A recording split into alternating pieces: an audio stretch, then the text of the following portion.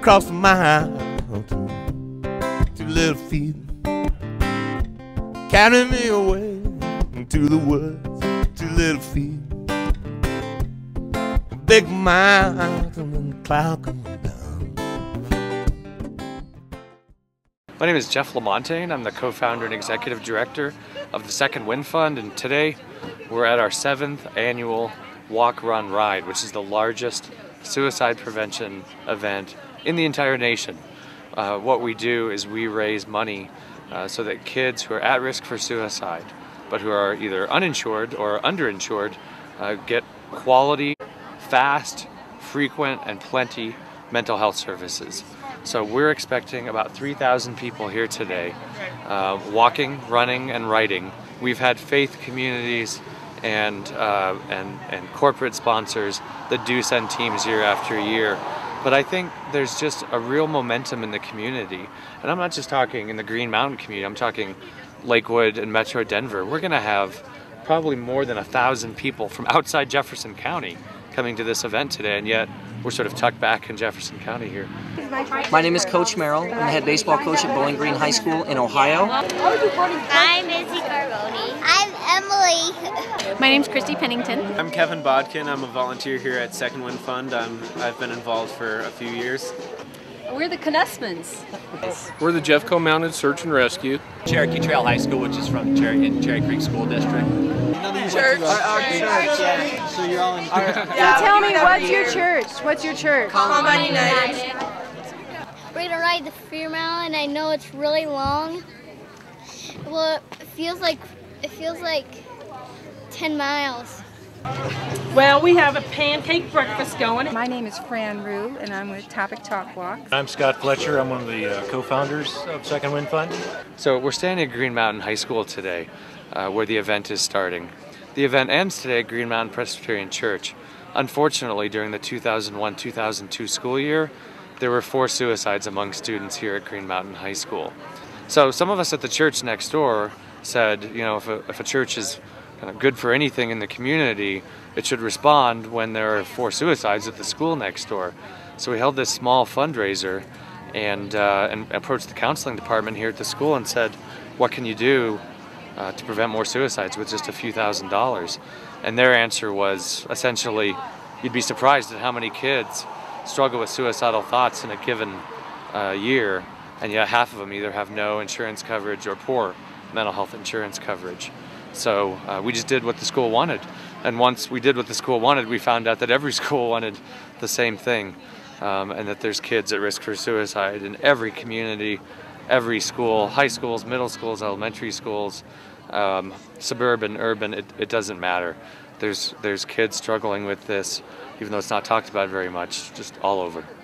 One of my friends last year at Grandview High School committed suicide, and I thought this would be a great way to prevent that. I've known a couple kids who have committed suicide, and I want to help prevent it. If we can save one family from going through the pain we have gone through over the last year, it will be well worth what we're doing today. And when you've got the courage and the crowds behind you to say something about it, it turns out that there's a real hunger for people to do something about this. And we started just at Green Mountain High School, and our first fundraiser we had 66 people here, and we raised about $4,000, and then we went to 4 schools, and then we went to 10, and then we took all of Jefferson County schools, and then basically at the beginning of last school year, 2007-2008, we handle all the schools in Jefferson County, Park County, Denver, Adams, Arapahoe, Douglas counties. We have affiliates working with us out in Grand Junction, Colorado Springs, Boulder. Suicide at any age is tragic, but when youth suicide occurs, it's just of a different degree. We'd now like to ask for that 2 minutes of silence to reflect upon the true meaning of the Second Wind Fund. I don't know if you've ever seen the effect that suicide has had on a group of friends, but believe me, it's like having a huge boulder dropped into a quiet pond. The difference is that the resulting waves never seem to end. two little feet get me across the city. My little hand knock, knock, knock upon the door. My little thing for your little thing. A bigger love, I'm gonna lift us up once more to the mountain. There's a lot of youth teams coming today, which we love to see because the money's going back directly to help youth. We're the teen ambassadors For Second Wind Fund. Yeah. We let everyone know, exactly how Second Wind Fund helps everyone out, and, what a great cause it is. I think more now than anything, it's becoming a big issue. It's never an easy thing to talk about, but with Second Wind, we kind of try and spread the word any way we can, and when you get a whole community together to rally behind it like we have right now, it gets that much easier to kind of open up to such a difficult topic. Like the man said earlier, it's like a big boulder in a small pond. It affects every part of your life. This cause helps save lives. How, like, every year that this has happened, you save so many lives, and I mean, I'm really proud to be a part of that. So it feels really good to get a flower, and so it symbolizes that it's good. Life is good. Our first year we had 66 people, and we never expected to even do a second annual event.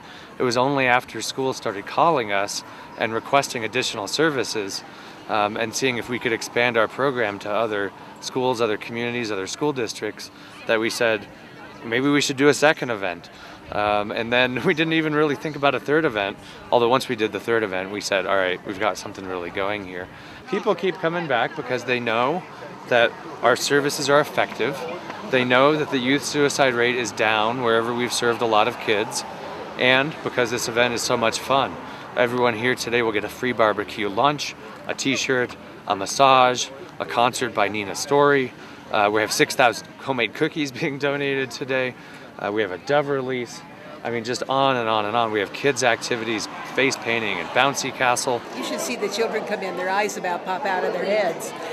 I mean, that's what it's all about. It's the kids. It's fun too. And it's fun. The last 2 years have been donating 5% to Second Wind's Fund from 12 of our Metro stores. And it's just, it's a real community fair style event. A lot of walk runs, you sort of get a muffin or a banana and a bottle of water and you leave.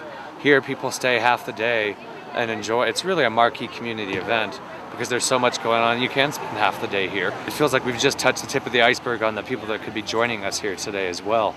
The Second Wind fundraiser has evolved from a small neighborhood and Lakewood event and has transcended itself to become a once-a-year gathering point for people from the city of Lakewood and from the entire region. I know that great communities come together and accomplish great things, and that's what you're doing. Today is a new day. A day when Colorado is home to the largest demonstration in support of suicide prevention in the United States of America.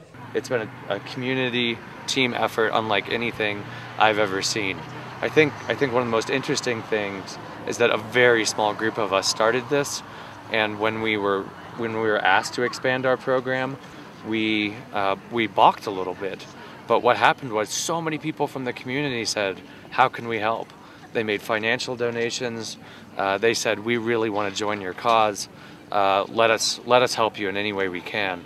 That we decided that we were going to be able to assemble a team and move forward in a way that did bring the community together and was able to help more kids. We've brought down the youth suicide rate, and we've tapped into a hunger to do something about something that's affected so many people, but yet so many people won't talk about it or can't talk about it or don't feel comfortable talking about it. We've done two things. We've opened the doors to people talking about this issue and provided a great measure of healing, and we've helped a lot of individual kids.